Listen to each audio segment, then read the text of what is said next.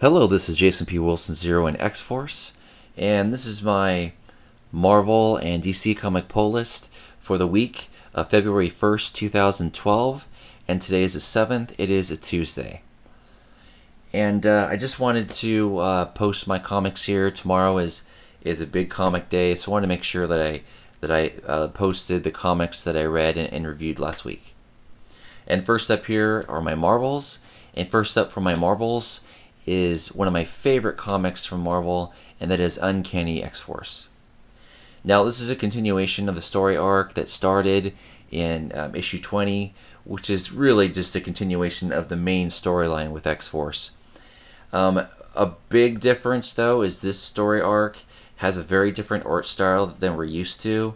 We are very much used to fantastic writing and great artwork on X-Force.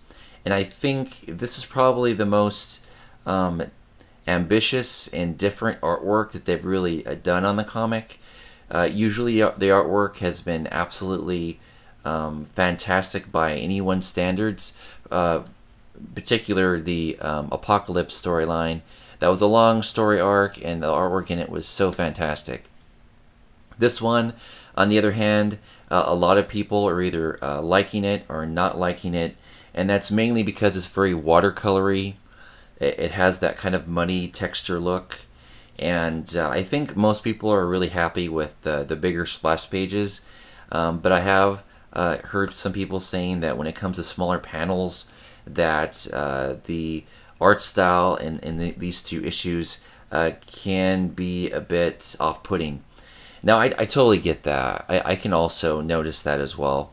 But for me, why I really am enjoying this particular art style, first of all, I really enjoy watercolors. I like that style. I like that muddy color look. I like that type of feel for artwork. And not a lot of comics are really going to go that direction. They're not going to go for that type of watercolor look. So with X-Force doing it in these last two issues, I think it's been a real treat. At the same time, I do sort of miss that fantastic art style that we got in Apocalypse. Now, the thing is if we always got that artwork, like, all the time, two things would happen. First of all, that artist would get burnt out on the comic, and then we probably wouldn't appreciate it as much if we always got it that good. So mixing it up is very important, obviously, to keep the comic coming out on time. But it's also important to kind of just really give us different flavors. You know, similar to what happens with Spider-Man all the time. I can say when I'm reading Spider-Man that when they change the artwork, I might enjoy it. But then when my favorite artist comes back, I just really love to look and read Spider-Man with my favorite artist. Just like right now, with that two-part, Twilight Zone type issues. That's my favorite artist, and I'm just really enjoying him on this small run that he did. So that kind of applies here. This is our break between the art style we love with X-Force, just trying something different. And I enjoy it, and I think because of the story, because it is kind of a dreamy-like sequences in the last two issues, especially with Psylocke, I think that it works quite well. Yeah, so this is an excellent comic, and Uncanny X-Force is just fantastic as usual. I'm missing Deadpool right now. Obviously, last issue he got chopped up, and I think they're going to be addressing that even further in his solo comic. Tomorrow comes out the Deadpool Dead issue. So I'm really curious how they're going to do that and how they're going to end up bringing him back, because we all know that he's not actually going to stay gone for more than a story arc. But yeah, really like this issue, and can't recommend it enough. Next up from my Marvel is another X book, and that is Uncanny X-Men number 6. First of all, I want to again talk about art here. I like this art style. I think this art style with Uncanny X-Men is really good. I think it's great. The only complaint I would probably have is they're minor. First of all, I read a few X books. I think most people that read X-Men, at the very least, probably read Uncanny X-Men, Uncanny X-Force, and Wolverine the X-Men. Of those three, flagship X-Men titles, this is definitely the least strong. Now, that's not taken away from this at all. I think of all the Scott Summer books, this is definitely the best one. But when you have, constant fantastic writing and artwork from the likes of Wolverine the X-Men and Uncanny X-Force, this is definitely not going to beat those books. But for me, I think it's really important to read because, you want to have your pulse on what's going on. And I think most people read those three books that follow X-Men, at least. Now, with Marvel knowing that, my other complaint is that, Psylocke is on this team. And the stuff is going on with Psylocke here, and then in X-Force, something else is going on with her. So they really kind of need to coordinate that a lot better. I'm pretty sure the timeline is supposed to be at the same time. So if you're going to have multiple teams like this, you really have to know who's doing what with what characters, because people are going to be reading Uncanny X-Force and Uncanny X-Men at the same time, and here we have a main character in both books doing different things. So I understand that happens often, but they really need to figure that out. So those are only my complaints. I did enjoy this book quite a bit. I love the stuff going on with Colossus. I do like the direction also that's happening here with Uncanny X-Men. And I'm really curious to see what the future episodes leading up to Avengers versus X-Men are going to have here on Uncanny X-Men. So still a good book. And next up here is a book that came out already, but I just got it when I picked up my comics last week. It's mainly because, the whole issue with Diamond, always, delivering heavily damaged comics. It's always in huge demand because they had to send a bunch of comics back. And my last name starts with a W, so I seem to always be shafted when it comes to certain books. I guess I should open up a new saver with my last name, Anderson or something. But I finally got it. And it definitely worth the wait. Wolverine and the X-Men #4, it just reminds me what I love about comics. The chemistry, the writing, the characters, the artwork, everything is just hitting home runs all across the board. I can't tell you how great this comic book is. You really have to read it for yourself. #4, I heard about it, and I was like, I can't wait to get it. And then when I finally got it, I just enjoy the heck out of it. Wolverine the X-Men is definitely tied right now with Uncanny X-Force as my favorite X-books. A great comic. I won't go into it because it's been out for a while, but I just loved it. I actually think it's the strongest one so far. And last up here for my Marvels is the last part to the two-part story arc with my favorite team, and that's Slott and Remus, and that is the Twilight Zone type 2-issue story arc from Amazing Spider-Man. I read the last issue, and it was my first time back on Amazing Spider-Man since Spider Island's conclusion. So I only missed one story arc. I heard that one was a good one, but I thought it was a good time to take a break. But now that I've read this story arc, I'm so excited, and I think I'm going to be throwing this back on my saver, even though I'm sure I could, pick it up easily every time it comes out, because it is Amazing Spider-Man, and they just pump out so many of these. The next story arc is a really big one. It's going to be about Doc Ock, the new Doc Ock, and how he's changed. And everyone is really kind of anticipating the story arc. So I think the guarantee I could read that in singles, I think I want to throw it back on my saber. But I just love the heck out of these two issues. Again, I knew I kind of would because it's my favorite artist and writer of Spider-Man. But with that said, it was still really cool. Definitely very Twilight Zone-y, but I really liked that it focused less on the superhero and more on the man, of who Peter Parker is. And I thought that was really cool. I also liked what they almost did with Peter Parker and Mary Jane. I think I'm like a lot of you. I don't mind Peter Parker's current girlfriend.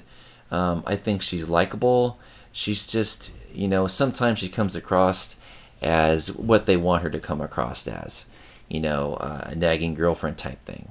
But that's definitely a direction they really didn't ever push with Mary Jane, and they definitely have Mary Jane in the, in the sidelines, here. So you had this moment that I thought was really cool. You thought it might happen, but it ended up not happening. I won't talk too much about it because I do recommend this easy to pick up 2-part story arc of Amazing Spider-Man. A really cool conclusion, and I like the way it ended. Amazing Spider-Man is a great comic. It's always good, but right now I think it's back to its strongest points, and that is this great team. Now, I haven't checked this, but I think this team is going to be doing the Doc Ock story arc. I'm not positive. I could be completely wrong. But regardless, I am going to read the next story arc. And next up are my DCs. Now I only have 2 DCs from last week. And first up here is Action Comics Superman. Obviously, this is Grant Morrison. And as you can see by the cover, Poisoned by Kryptonite. Kryptonite is really introduced here for the first time in the new DCU proper. And I thought it was a great way to do it. I don't know if this would be a great point to jump onto. I think it's probably important for everyone who wants to read Action, go ahead and start reading from issue 1 or wait for the first trade to come out. But at this point, you've decided if you like Grant's Superman or not. I really love it. I think this is Superman done right.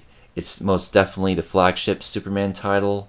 It's definitely the most popular one and most successful one. But more than that, it's just really good storytelling. If you're interested in Superman, this is a great comic to be reading.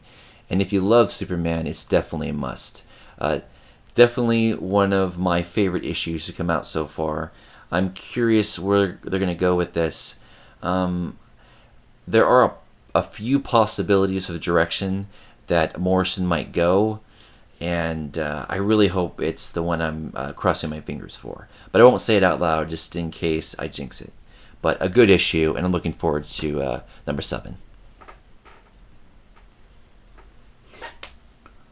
And last up here for my DC and my comics is Detective Comics Batman number 6. Alright, this is a bit of a hit or miss for most people. Look, it's basically like this. You have a lot of Batman comics. A lot. DC, obviously, they know their Spider-Man is Batman. The 2 best-selling superheroes of all time, Batman and Spider-Man. Most definitely. So they're going to put out tons of titles with Batman in it. And they do. Not only do they have a lot of Batman titles, but they have a lot of Batman in other titles. So you have a lot of choices for Batman. A lot of choices. And I myself like a legacy book. I've been on it since Snyder. So obviously I'm picking up Snyder's new Batman book, which is Batman. I do not believe this is the flagship Batman title. I don't think it's supposed to be.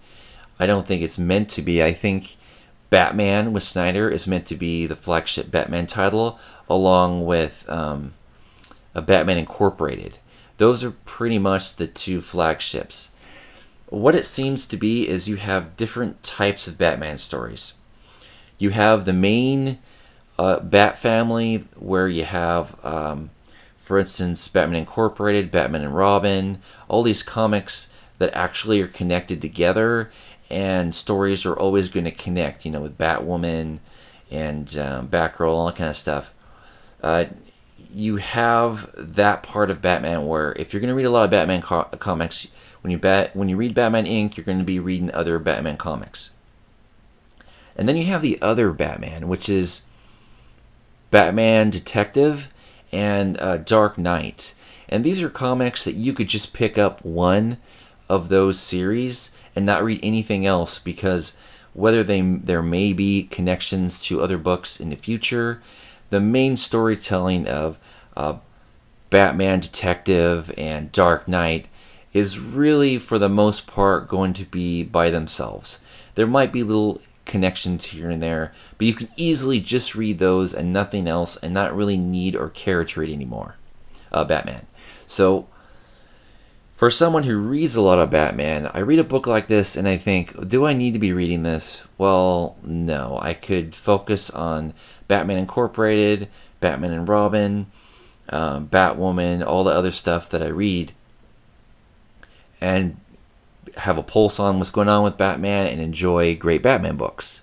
And that includes Batman by Scott Snyder and Capullo.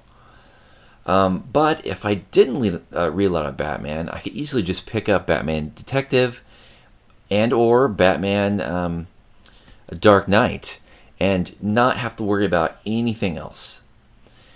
And that is definitely what they're doing here. I like it. Is it great? Not particularly this time. I thought the first story arc with its shocking cliffhangers was pretty good. I thought it was actually great. But I knew they couldn't keep on doing that. That's kind of a gimmick. So here with the second story arc, they've kind of dropped the whole cliffhanger stuff. I mean, you have a little bit of a cliffhanger, but nowhere near, like, for instance, the first issue.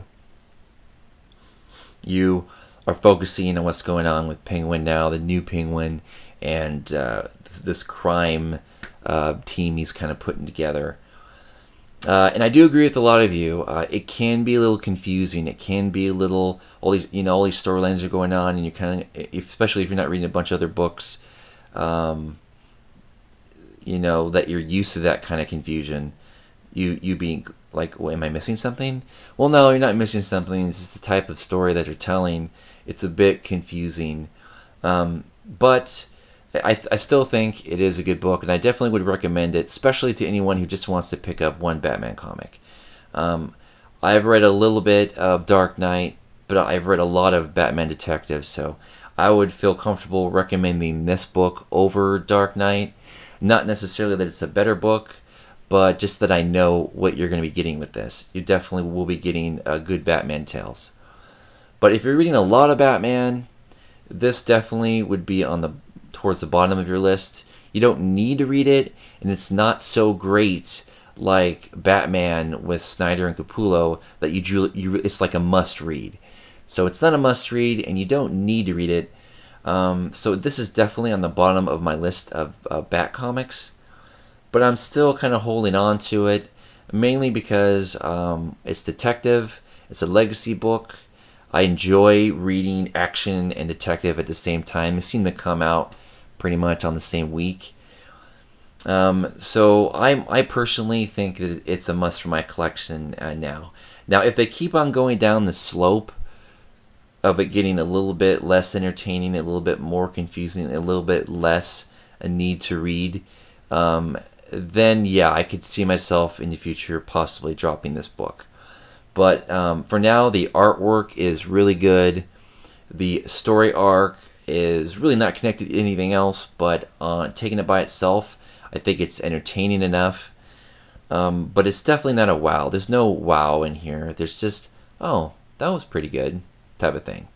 So if you got a lot of books, it's not on your must-read list. But if you got a real short list and you're not wanting to get pulled into the whole Bat-connected books like Bat Incorporated and stuff, then I definitely would recommend this to pick up if you just want to get one Batman comic. Now, I would not recommend this over Batman with Snyder and Capullo. Absolutely not. But still, I do recommend it. And with that, those are my comics for last week. Obviously a short stack. I spent kind of a lot of time on a few issues. Hope you guys don't mind. But I'm really curious what you guys think of these books. Do you guys enjoy getting a ton of comics, or sometimes you guys like just a smaller stack of really good reads? Also, I'm curious what you guys think of Detective.